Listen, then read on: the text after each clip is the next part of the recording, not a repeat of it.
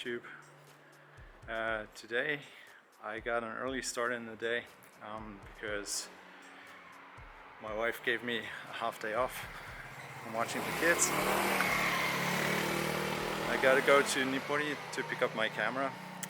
I'm going to show you afterwards what it is. But one of my newer cameras kind of had an issue. I had to drop it off at Mitsubado to get it fixed.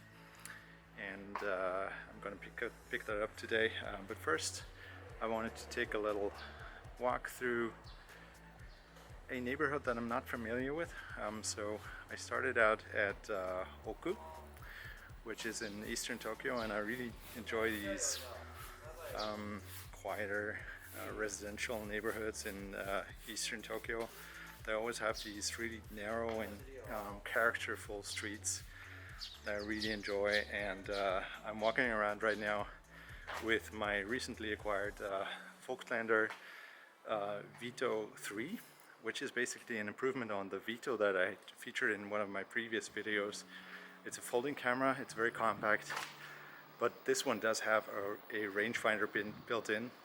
No meter, but usually I don't need it anyways. I usually use my meter as more of a double check tool to check whether my instinct was correct. So most of the time I'm not using the meter anyway, so this is fine. And also I have a few shots left on my roll in the GS645, which I always enjoy using. So I'm gonna see if I can find some scenes with a lot of detail that warrant a 645 shots, in addition to the 35mm from the Vito 3.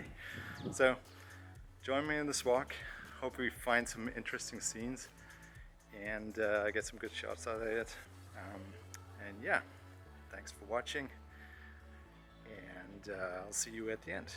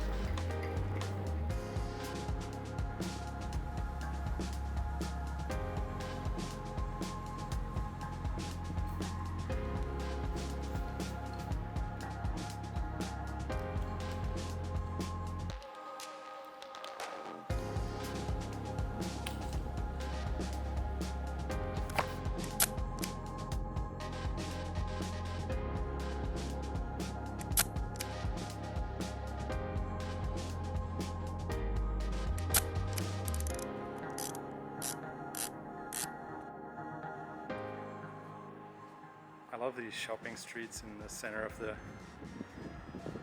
little residential neighborhoods, they always feel like the heart of the neighborhood, even if they're not that busy.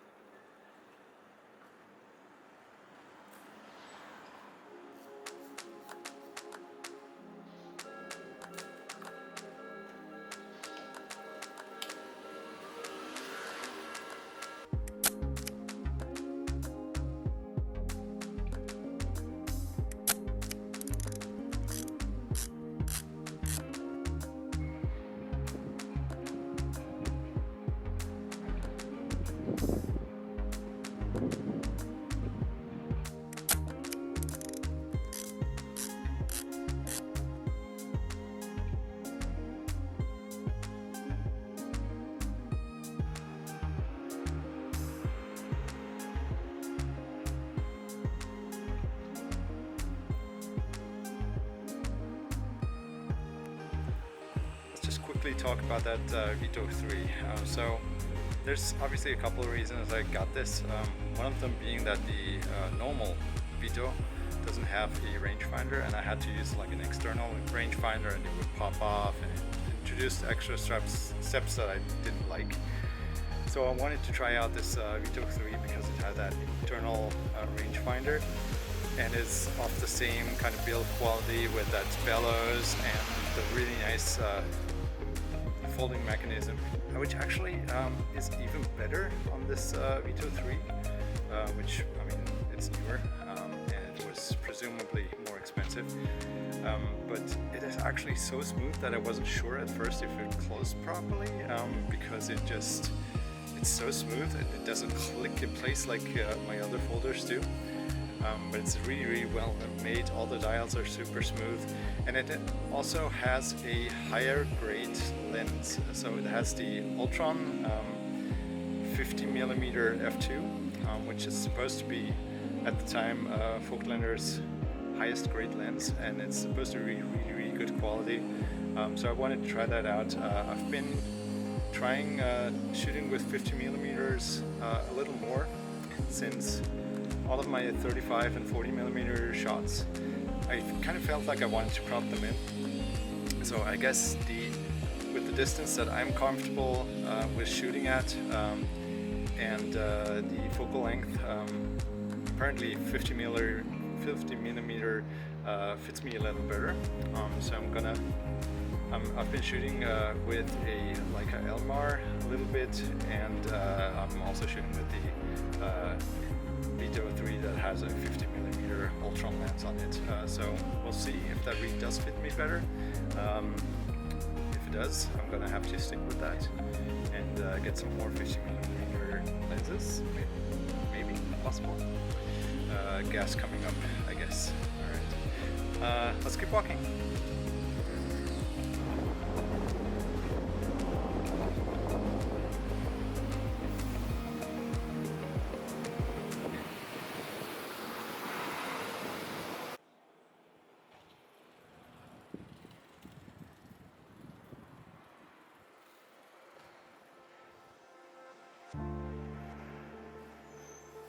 Is this place?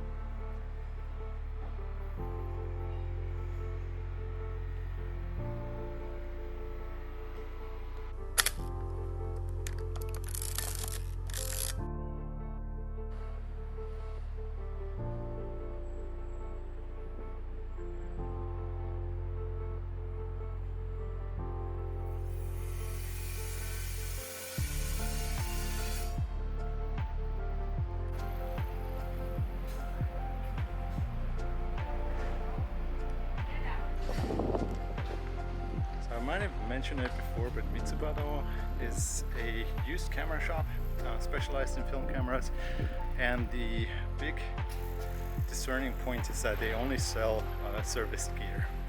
So my new main 35mm camera, I kind of wanted to make sure that it's a serviced and well-functioning item since I am intending to use it a lot and for a long time, so I kind of want to make sure I get the quality, which is very uncharacteristic for me because usually I just go for net auctions.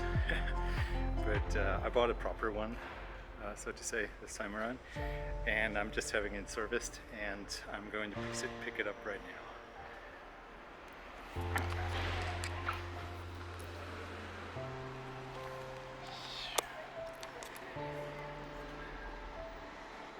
Open yet.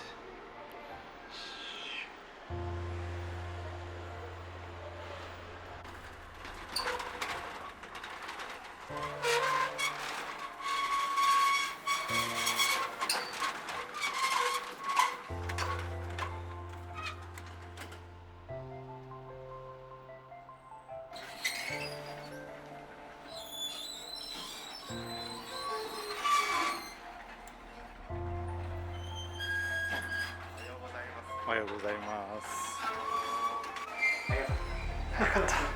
ちょうど良かったです。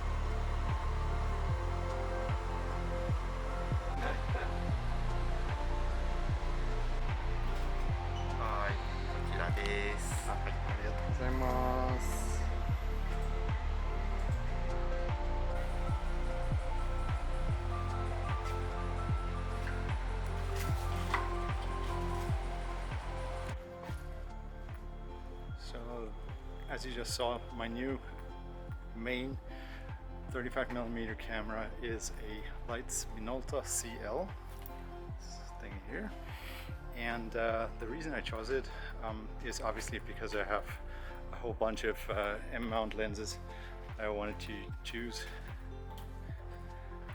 use, and as I mentioned in my previous camera collection video, I had a Voigtlander Vito III, which was great, except it didn't have a viewfinder, which I found very perplexing and very hard to use.